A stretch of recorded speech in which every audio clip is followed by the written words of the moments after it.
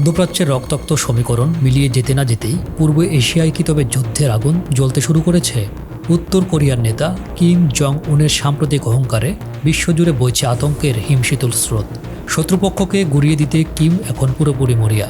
তিনি শুধু নৌবাহিনীকে শক্তিশালীই করছেন না, বরং আস্ত একটি রণতরী বহরকে সরাসরি পারমাণবিক অস্ত্রে সাজিয়ে তুলেছেন।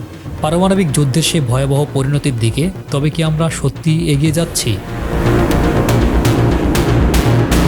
পিয়াংয়াংয়ের রাষ্ট্রীয় সংবাদ মাধ্যম সংস্থার খবর অনুযায়ী নৌবহরে যুক্ত হয়েছে চয়েহিন নামের এক দানবীয় যুদ্ধজাহাজ।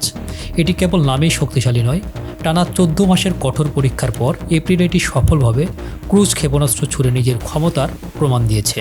তবে আসল চমক হল কিমের পরবর্তী 5 বছরের ব্লুপ্রিন্ট। তিনি প্রতি বছর 2টি করে প্রলয়ঙ্কারী যুদ্ধজাহাজ তৈরির ঘোষণা দিয়েছেন। এর মধ্যে 10,000 টনের বিশাল ক্রুজ থেকে শুরু করে 5,000 টনের ক্যাংকং সবই এখন যুদ্ধের নতুন অস্ত্র হিসেবে মাঠে নামছে।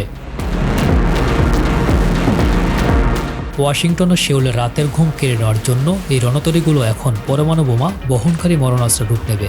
কিম জং উনের সাফ কথা, আমেরিকা বা দক্ষিণ কোরিয়া কারো উপরই তার বিন্দুমাত্র ভরসা নেই।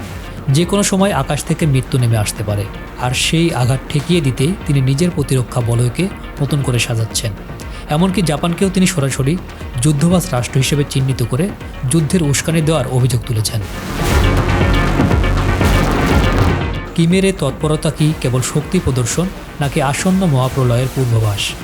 বিশেষজ্ঞরা বলছেন, এই পারমাণবিক আগুনের স্ফুলিঙ্গ একবার ছড়িয়ে পড়লে দক্ষিণ কোরিয়ার লাখো মানুষের উদ্বাস্তু হবে, ধুলোয় মিশে যাবে জাপানের শক্তিশালী অর্থনীতি। এর ফলে সৃষ্ট তেজস্ক্রিয়া ও শরণার্থীদের স্রোত সামলাতে গিয়ে চীন পড়বে নজিরবিহীন চাপে।